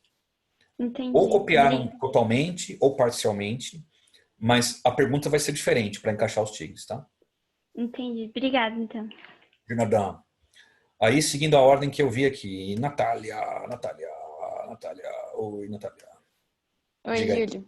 Oi. Eu fiquei com um pouco de dúvida em região metropolitana. Eu posso Sim. falar que é uma metrópole mais as cidades satélites ou não? Só não usa a palavra satélite, mas o raciocínio está correto. É a metrópole e as cidades conurbadas a ela. Aí sim, por isso que a dúvida da Isa ali, ela é importante. Porque aí, na região metropolitana, você pode usar a conurbação tranquilamente. Que nem São Paulo até Guarulhos, está conurbado. Agora, em megalópole, que você não pode usar sempre. Então, para explicar a região metropolitana, você fala, olha, é um conjunto de cidades, que vai ter uma mais importante que a metrópole. E elas estão conurbadas à metrópole. E por Por que que eu não exemplo, posso usar a cidade satélite? é um termo diferente criado para Brasília e a vizinhança, né? Ah, está. Porque a cidade Tá. satélite, na verdade, pensa na definição, eu orbito, né? Eu nem estou conurbado, mas eu orbito ali, eu estou dependendo dela. Eu acho que o satélite dá uma noção de dependência muito mais forte. Tanto que essa nomenclatura, Nath, está até sendo extinta. Viu? Tá Tem bom. livro que nem coloca mais cidade satélite de Brasília. Coloca só o nome das cidades. Tá? Uhum.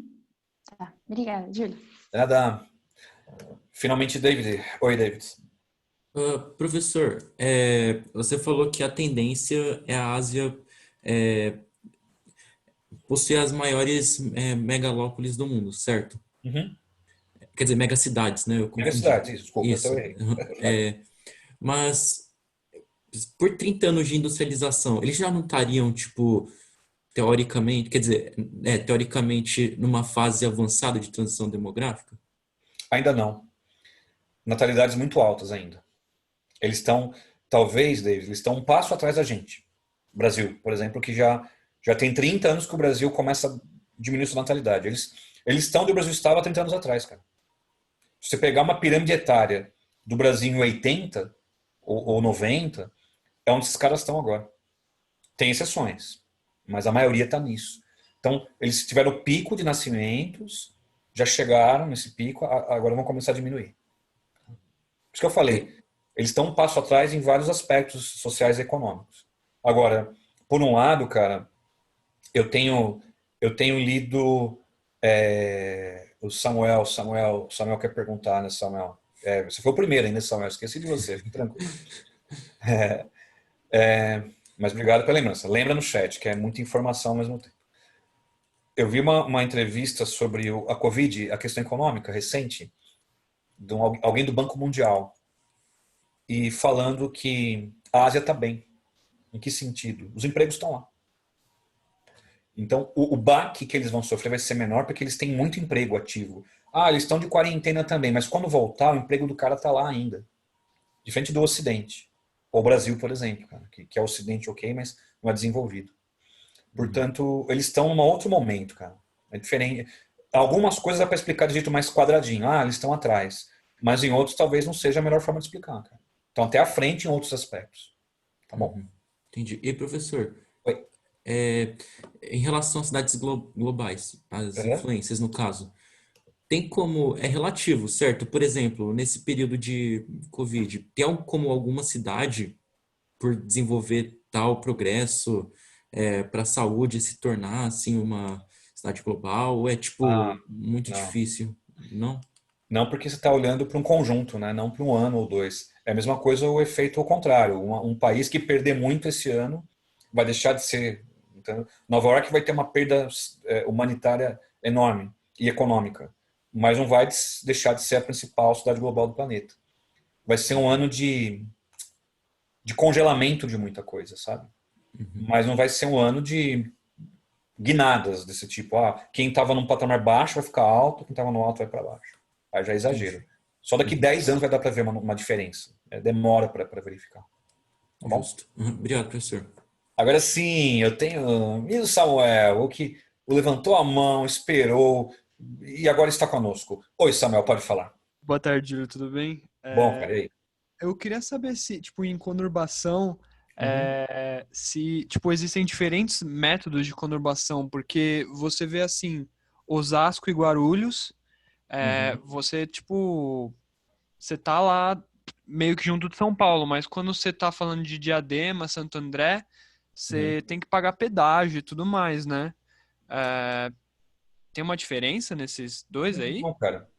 Porque no fim, Samuel, ir de uma cidade até outra é natural porque você privatiza as vias, né, de acesso. E o sujeito não, né? A concessionária que domina o serviço vai cobrar e pode, por lei, cobrar esse serviço, cara. Então, eu entendo onde você quer chegar, cara, mas, por exemplo, se eu saio de São Paulo, certo? E vou até Perus, que é um bairro da Zona Norte, mais afastado, né? Ainda é São Paulo. Mas passando um pouquinho mais adiante, você vai lá para, sei lá, Francisco Morato, uma cidade mais sentido interior. Ainda é Grande São Paulo. Agora, se você for pela rodovia, você vai pagar pedágio. Então, depende mais, Osama, das vias de acesso. Não é que são tipos de conurbação diferentes. A conurbação é uma só. Mas algumas cidades, você atravessou a rua, ok, mudei de cidade. E enquanto que algumas, vai ter um trecho rodoviário, por vezes, que vai cobrar de você algum tipo de pedágio, enfim. Até barato, mas vai cobrar. Tá? Muito bem. Meus amores, eu até falei para o Rubão que ia passar um pouquinho do tempo hoje, tá? Para não ficar atrasado. E estou quase concluindo. Os mapas que eu queria que vocês fizessem alguns comentários. Olhem esse primeiro mapa aí. É um mapa, as luzes amarelas aí que vocês estão vendo, seria a rede urbana das regiões do Brasil. E o título do mapa é Desigualdades Regionais. Quer dizer, fique claro para vocês, a nossa rede urbana ela é bem fragmentada. É só você olhar a Amazônia, estou usando aqui a setinha, tá, gente? Ó. Pouquíssimos pontos luminosos na Amazônia, por razões óbvias, né? O Centro-Oeste até aparece algumas. Nordeste, Sertão também poucas. Aonde a nossa rede urbana está concentrada? Sudeste, né? Olha São Paulo. São Paulo, essa coisa monstruosa aqui, ó. E aí, galera, aproveitem uma coisa. Aproveitem uma coisa aí, por favor. Eu até dei um zoom, tá? Veja direitinho, ó. Ó a mãozinha aqui. Olha o estado de São Paulo. Lembra que eu falei da megalópole? Olha só. Agora fica claro para vocês a megalópole. São Paulo está aqui, ó. Ó a mãozinha aqui, ó. Até chegar no Rio de Janeiro. Essa é a nossa megalópole. Então, de repente, a questão não te dá um texto, ou uma tabela, ou um gráfico. Te dá esse mapa. E pede para você analisar esse mapa e, a partir dele, tirar algumas considerações. Uma primeira consideração, eu já falei aqui. A rede do Brasil, a rede urbana, ela é muito fragmentada. Não foi planejado, né? Tudo fragmentado. Segunda consideração. Eu consigo enxergar aqui a megalópole perfeitamente. Ó. Essa mancha enorme aqui em São Paulo. Aqui a rodovia Dutra, né, que liga São Paulo ao Rio de Janeiro. E a cidade do Rio, mais ou menos aqui, seria a nossa megalópole. Outra consideração, o Nordeste, o litoral, né, é notável aqui, né, chama atenção, né, do Rio Grande do Norte até Salvador, aqui, alguns pontos luminosos. E eu quero uma nova informação aí, uma coisa mais recente. Veja bem, Goiânia até Brasília. Está começando de uma conurbação aqui. Faça esse comentário para mim. Está no mapa. Vejam só. A Goiânia e Brasília. Quer dizer, de uma até a outra, dá para perceber, essas luzes estão a cada ano, né? As relações mais comerciais entre esses lugares crescem. E a tendência aqui notável é uma conurbação entre Goiânia e Brasília. Quer dizer, falo tendência porque não está conurbado ainda. Assim você tem boas considerações, vamos dizer assim, né, sobre esse mapa. Agora, o segundo mapa seria hierarquia. Desse mapa eu tenho medo em relação a vocês. Eu tenho medo porque esse mapa ele é muito confuso, bem mais do que o outro. Ele colocou, meus amigos, algumas metrópoles, né? Ainda que tenha uma legenda aqui bonitinha para vocês, é bom você saber analisar, porque as cores são confusas, né? E olha que está colorido. Imagina esse mapa numa prova do Enem, por exemplo, preto e branco. O Enem não é colorido, né? Então, estude esse mapa. Vou fazer aqui alguns comentários. Qualquer dúvida, se estiver indo muito rápido, levanta a sua mãozinha que no final eu tiro as dúvidas. São Paulo tem uma classificação que só ela possui. Está aqui na legenda, ó, grande metrópole nacional. Porque ela tem um poder de influência muito, muito grande. Então, só São Paulo tem essa categoria, grande metrópole nacional. É uma grande metrópole nacional e não tem ninguém no mesmo nível que ela. Tá? Tudo bem, São Paulo? Legal. Depois, eu tenho Rio de Janeiro e Brasília, que você vai chamar de Metrópole e nacional, ambas.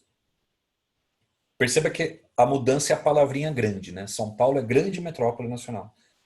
Rio e Brasília, somente metrópole nacional. Brasília, meus amigos, na boa, está aí por conta da questão política. Economicamente, Brasília não tem um poder de influência grande.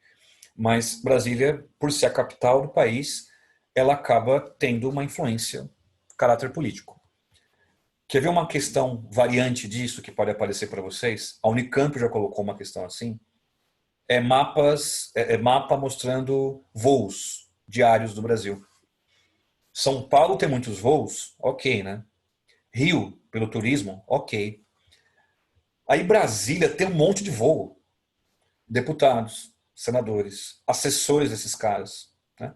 Não é que Brasília tem um baita turismo ou que tem uma economia muito vibrante.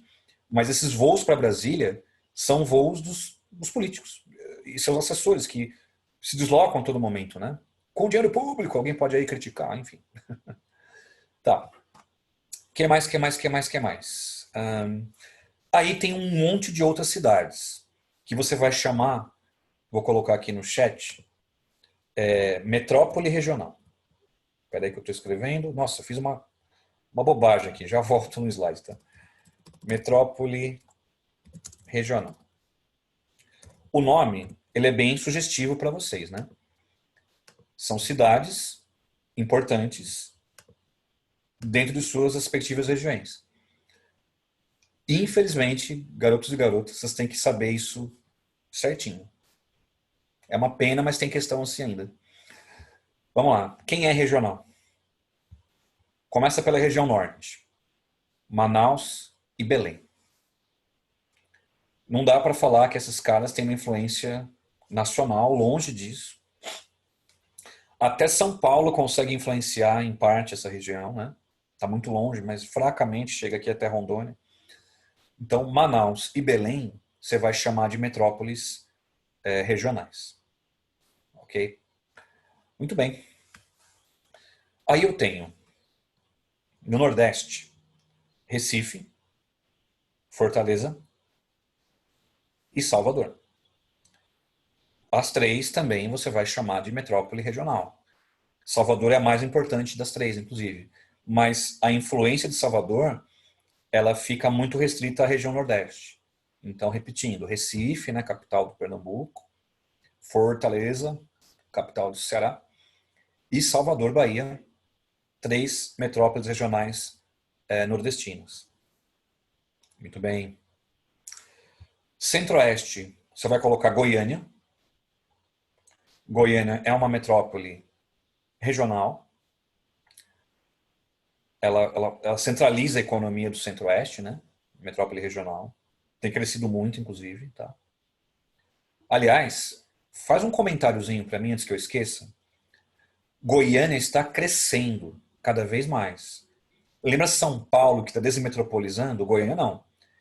Goiânia ganha habitantes, ganha indústrias, a região de Goiânia, enfim. O processo oposto ao de São Paulo acontece com Goiânia. Está crescendo. Ai, peraí que eu... De novo, pronto, voltei. Então, repito, Goiânia cresce. A região de Goiânia está crescendo. Ok. Muito bem. Sudeste. Eu tenho Belo Horizonte. Pobre BH, gente. BH tem um problema. Se chama São Paulo e Rio de Janeiro. BH é uma cidade importantíssima. Só que está encravada entre duas metrópoles muito fortes, São Paulo e Rio de Janeiro. Só por essa razão a influência de BH acaba não sendo maior. Porque está muito próximo de cidades importantíssimas. Mas não tira o mérito de Belo Horizonte, metrópole regional. Né? E por fim, você vai colocar região sul, Curitiba e Porto Alegre, que são importantes dentro da sua região, região sul. Aí você já tem uma análise geral das metrópoles nacional, grande metrópole nacional e metrópole regional, que é o que as provas perguntam normalmente. Povo da medicina, povo da medicina, para quem vai prestar questões de particulares, medicina particular, vez em quando aparece uma questão mais decoreba. não é sempre, de vez em quando, que o cara vai te perguntar, olha aqui a legenda. Tô colocando a setinha na legenda. Só tirar essa barra aqui que tá me atrapalhando. Tá, pronto. Espera aí, que eu fiz outra bobagem. Pronto, tá aqui, tá aqui, tá aqui. Tá assim, ó. O IBGE, ele foi categorizando, gente. De cima até embaixo. Olha como continua a categorização. Capital regional A, capital regional B, capital regional C, hierarquia. Você não é obrigado a decorar exemplo de cada hierarquia. Você não tem essa obrigação. Eu vou simplesmente, para essa galera que vai prestar essas provas particulares, eu vou colocar aqui exemplos para você não ser surpreendido. Quem não for prestar essas provas, pode ficar tranquilo. Eu vou até fazer mais do que isso. Até vai que alguém, Júlio, eu não vou prestar, mas eu quero saber, quero ter uma noção de como é e tal. Eu vou só fazer um copiar e colar aqui de uma coisa que eu montei para vocês. Tá aí. Eu coloquei exemplos de cada item daquele que o IBGE propõe. Capital regional, Campinas é A, São João Ribeirão B, Piracicaba C, Santos C. É bom ter na manga, mas repito, para quem for prestar essas provas particulares que parecem alguma questão mais chatinha e tal. FUVEST, Unicamp, Unesp, Enem não perguntam isso, gente. Fiquem tranquilos. Mackenzie, GV não vão nesse nível de detalhamento. Algumas particulares vão. Então, coloquei os exemplos aí para você ter isso certinho. E uma última coisa, antes de eu tirar as dúvidas. Essa vai ser chata, mas é a última. É uma definição gigante, mas eu nunca expliquei isso, gente. Nunca expliquei. Nunca, nunca, nunca, nunca. A Unicamp colocou uma questão ano passado perguntando isso. Região Integrada de Desenvolvimento Econômico, ou RID, que é a sigla. A Unicamp perguntou isso. Múltipla escolha. É o seguinte, não é tão difícil quanto parece, eu coloquei muita informação aqui, tá? A sigla é RID, tá aqui, RID. Regiões metropolitanas que incluem municípios de mais de uma unidade de federação. Ou seja, vou pegar um exemplo aqui que eu coloquei no meu próprio texto aqui do chat. Região integrada, vou até dar uma grifadinha aqui. Desenvolvimento do Distrito Federal. Pega Distrito Federal, Goiás e Minas. É uma novidade que o IBGE criou algum tempo atrás. É uma região metropolitana que fica em mais de um estado. Que até agora a gente viu só o próprio estado, correto? O IBGE achou que tem cidades que se relacionam entre si, mas estão em estados diferentes. Vamos achar um nome, uma classificação para isso? Chamaram de RIDE. Né? Então, o exemplo que a Unicamp perguntou no passado foi esse. Colocou um mapa. Não era difícil a questão, tá, gente? Era uma questão até intuitiva. Mesmo se você não soubesse, você conseguia encontrar ali pelo mapa a resposta, né? Mas tinha um mapa na questão do Unicamp dessa região de Brasília, Distrito Federal, e ela tinha relações com cidades de Goiás e de Minas Gerais. Então, é um exemplo de região integrada de desenvolvimento econômico. Quer dizer, uma região metropolitana entre estados. Eu não quero ninguém sendo surpreendido em provas. Você pode achar difícil, mas, ouvi falar. Algum comentário eu consigo aqui, né, estabelecer com a questão. Portanto, está aí no chat. Primeiro o pessoal da medicina particular, aquelas tipologias do IBGE. E, por fim, é a RID, né? Essa região integrada que caiu na Unicamp ano passado. Ufa! Agora, finalmente, sem mais delongas, eu vou tirar as dúvidas de quem ainda tem dúvidas para podermos encerrar a aula. Deixa eu ver quem era. Mr. Davi levantou a mão. Enquanto isso, gente, vai pensando aí. Davizão, manda. Professor, volta naquele slide que estava mostrando as luzes, sabe? A iluminação, por favor. Você tá vendo ele aí ou não? Ainda não. Pera aí, então. É que eu tô com tanta informação aqui, cara. Esse. Isso. Há Beleza. uma grande conurbação ali no litoral nordestino? Então, cara, na realidade, não exatamente. Isso aqui confunde um pouco. Porque olhando por esse mapa, dá a impressão que é uma orla marítima inteira conurbada, mas não é real, cara. Dentro de alguns estados, por exemplo, se você for do Rio Grande do Norte até a Paraíba, não dá para dizer que é uma linha só cheia de cidades, cara. Vai ter momentos que vai ter áreas vazias. É que o mapa não está com tanta precisão nas luzes, né? Porque, quer ver só, o Davi tentar fazer um negócio aqui, ó. Ó, dá um zoom nele. Peraí que eu mudei de slide antes de dar o zoom. Pera só um pouquinho. Opa, opa, opa. Aqui, ó. Aí. Ó, agora acho que vai. Ó. Olhando aqui, a mancha amarela ficou tão grande no mapa que parece que tá tudo conurbado, mas não tá não, cara. É um exercício bem simples. Eu tô na Paraíba.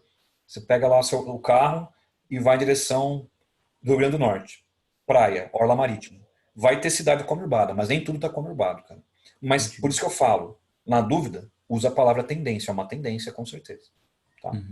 É que eu vi essa iluminação e falei, nossa, que região conurbada, né? Tipo, toda unificada. Sim. Aí eu É, fiquei na dúvida. pode dar uma definição diferente. Peraí, gente, que eu falei algumas coisas que não foram, desculpa. Eu falei e não foi. Agora foi. Eu que esqueci de dar o enter. Vou repetir a explicação, porque a Kaká perguntou e a Isa também, ó. Eu Agora tá no também chat, fiquei na desculpa porque dúvida. ela do enter. Agora eu vou falar, tá? Vou repetir, aliás. Região Integrada de Desenvolvimento. Aí a sigla maiúscula RIDE, RIDE, né? Região Integrada de Desenvolvimento Econômico, ou RIDE, que a Unicamp perguntou no ano passado. Agora sim, todos estão conseguindo enxergar. Então, regiões metropolitanas que estão em mais de um estado. O IBGE chama unidade de federação. É a mesma coisa que estado. Quem quiser colocar estado, ok. Ou seja, é uma definição mais recente que engloba 3 áreas no Brasil, que tem municípios que estão se conurbando, que são áreas metropolitanas, porém englobam mais de um estado. E o que a Unicamp perguntou no passado, agora sim explico com mais calma e zelo, foi essa região do Distrito Federal, que pega Brasília, né, Distrito Federal, Goiás e Minas Gerais. Muito obrigado, Cacá, pela lembrança aí. Então, eu achei uma questão muito exclusiva, ainda mais a Unicamp, que eu acho que é uma prova bem legal. Mas não era difícil porque são 4 alternativas da Unicamp, né? 2 eram imbecis, tipo, ignora, né? Você ficaria entre 2. E pelo mapa você ia achar Brasília no mapa e ia conseguir achar qual que era a correta. Mas é bom saber, pô, de onde a Unicamp tirou isso? Tirou daí. O IBGE criou essa tipologia para regiões que ficam entre estados. Aí são 3, né? Uma é do Distrito Federal, uma é a Grande Teresina, que é Piauí e Maranhão, e a outra é Petrolina Juazeiro, que fica entre Pernambuco e Bahia. Então tá aí para você no chat. Anota, copia e cola. Caso você faça a questão, Júlio, fiz aquela questão do campo que você falou, não entendi direito. Tá aí o resuminho de como você analisa. Muito bem. Aí, mãos levantadas, não sei quem foi a primeira. Primeiro, eu vou de Isabela Li. Fala, Li. Ju, você colocou essa parte de metrópole regional no Brasil, que é o que é mais cobrado nas particulares. Eu posso fazer referência a essas cidades aos tecnopolos ou não tem nada a ver uma coisa com a outra? Porque quando eu li, por exemplo, Campinas, Unicamp, Ribeirão, a USP, São Carlos, também, Sim. a UFSCar. Tem relação ou daí isso é outra coisa? Tem porque exatamente ter essas universidades fizeram essas cidades apresentarem mais crescimento em polos econômicos de tecnologia, né? É igual Santos. Você viu que Santos está aí na letra C, né? Por causa do Porto de Santos. Então, algo tem que ser atrativo nessas cidades. Se você pensar bem, Isa, Campinas é interior de São Paulo, mas está acima de capitais do Brasil até, no aspecto econômico. Por várias razões. Entre elas, ter um polo tecnológico. E por que tem um polo tecnológico na Unicamp? Em Campinas, desculpa. Porque tem a Unicamp. Então, teu pensamento está correto, sim. é o atrativo, né? O que faz dela ter algo, né, diferente. Amores da minha vida, mais alguma dúvida? Podemos encerrar? Tudo bem aí? Hoje rendeu, hein? Expliquei bastante coisa. Cheguei na metade de urbanização, metade da aula. E amanhã, às 14h40, faremos a outra metade. Tudo certo? Júlio, Oi, quem fala? Quem fala? é o Felipe. Felipe. Oi, Felipe, pode falar. O que falta, tipo, para BH e Rio de Janeiro virar uma megalópole também? Cara, talvez... O Rio já está na megalópole. Sim, mas, tipo, com BH eu falo. Porque ali parece que tem uma Cara, tirinha tá chegando. validando. Sabe qual é o problema? Vou te dizer. Vou até voltar no mapa. Pera aí. Porque tem que dar um zoom nessa parte, cara.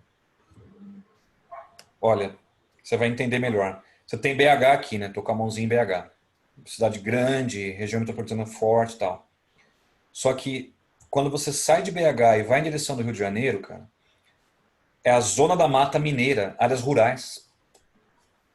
Aí complica um pouco, cara. Para acontecer o que você está propondo, tem uma condição aí necessária. Urbanizar áreas que estão muito periféricas de uma urbanização ainda. Área de Mata Atlântica, eu acho até, Felipe, que por razões até ambientais, não vai rolar, cara. Ou o perfil econômico. Cidades ligadas a vale, que mineração, né? De repente, não vai ter um crescimento de população, enfim, é uma atividade primária, mineração. Então, não sei te dizer, ó, não vou dizer que nunca irá acontecer, mas no momento, é diferente de São Paulo, né? Tem estrada, mas tem cidade média aqui. São Paulo é uma exceção à regra, cara, em qualquer análise. Porque a cada 30 quilômetros de São Paulo tem uma cidade média, com 100 mil, 200 mil habitantes. Você vai para o interior, tem Campinas, Araraquara, Ribeirão, enfim, um monte de cidades médias, enfim. Rio de Janeiro já não é assim, Minas também não. Então, não é que nunca vai acontecer, mas vai ser muito mais lento. A mesma coisa, o Felipão, entre Minas e o Espírito Santo, porque são estados com relações muito íntimas, mas cai também nesse processo. Uma grande área aqui de Mata Atlântica, zona da Mata Mineira, que não consigo enxergar uma grande urbanização em pouco tempo. Mas, ó, olha aqui, o BH, tá vendo só? Vitória tá aqui. Dá para perceber que há conexões aqui e tal, mas para juntar, difícil. Beleza, certo? valeu. Ok, Felipão. Então, meus amores, forte abraço, até amanhã, viu? Se cuidem. Beijo para vocês. Tchau, tchau, tchau, tchau, tchau. Tchau.